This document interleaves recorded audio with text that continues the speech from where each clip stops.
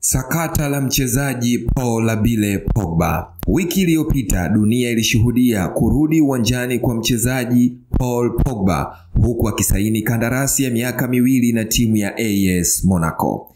Kilichowashangaza wengi, Pogba alikuwa akilia wakati anasaini kandarasi hiyo. Je, kwa nini Pogba alitoa machozi? Unajua yaliyomsibu? Kutoka kusalitiwa na ndugu yake wa damu mpaka kusimamishwa kucheza mpira kwa muda wa miaka 4, sasa anatarajiwa kurudi uwanjani. Ni kipi kilimsibu? Umaarufu ulipoisha na uaminifu nao ukaisha hapo hapo, alisikika Paul Pogba akizungumza katika mahojiano. Katika mahojiano hayo ya kuhuzunisha, nyota wa zamani wa Manchester United na timu ya taifa ya Ufaransa ameeleza kwa uchungu mambo aliyopitia baada ya kufungiwa kwa soka kwa muda wa miaka 4.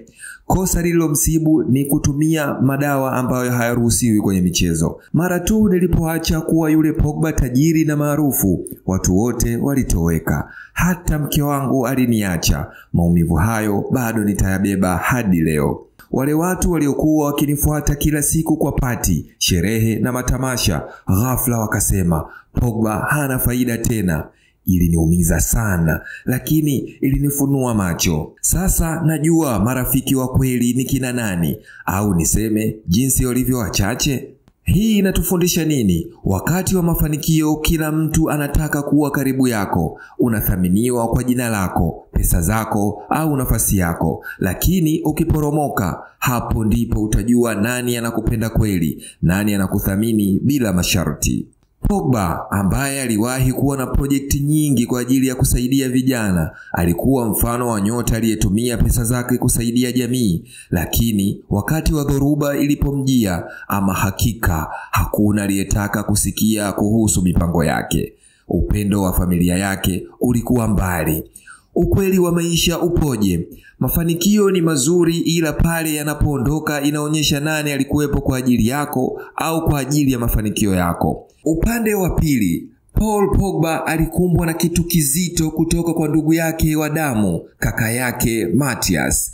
Matthias na Paul Pogba ni ndugu wa damu, lakini cha kushangaza, Matthias aliunda njama na marafiki wa utotoni wa Paul Pogba, wakaenda kumkaba na kumwekea bastola kichwani wakimwambia tunataka pesa. Pogba aliwaambia mimi sina pesa, wakamwambia tutakumwaga ubongo chini kama hutatupatia pesa. Wewe mchezaji maarufu, una hela nyingi, lakini hugawi kwa sisi ndugu zako wa karibu. Hatujawahi kufaidika na kitu chochote kutoka kwako. Tupo karibu yako, lakini hatupo kwenye maisha yako. Tunaomba utupatie pesa, tuachane na wewe. Paul Pogba aliwatambua wale jamaa kwa kuwa alikuwa nao tangu udogoni. Basi siku hiyo Pogba akawapatia euro 100,000. Basi wale wakaondoka. Baada ya kuondoka, Paul Pogba akashitaki, akafungua jarada polisi ili mradi aweze kupata stahiki zake.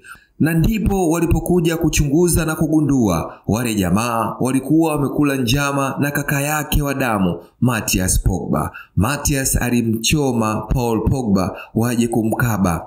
Je, ni kuna shida gani kati ya Matthias na Paul Pogba? Ni wivu kwa kuwa Paul ana kipaji kikubwa kuliko yeye na yeye hakufanikiwa kimichezo kama ilivyo kwa Paul.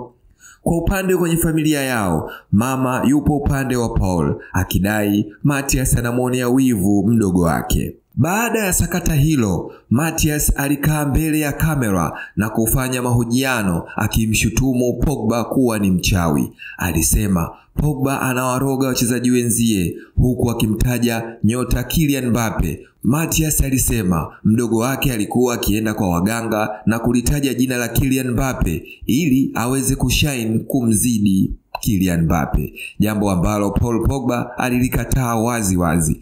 Wengi wanasema Matthias alisema haya kwa kuwa ana chuki na mdogo wake aliyefungua kesi kwa ajili ya ukabaji. Mwaka jana mwezi wa 12, kesi ya Pogba dhidi ya kaka yake na wale majamaa waliokuja kumkaba, hukumu ilitoka. Matthias alipata sentence ya miaka 3, huku wale wengine wakipata sentence kubwa zaidi kwa kuwa ndio waliotenda kosa kiasilia, lakini mchoro mzima ulichorwa na kaka mtu Matthias Pogba.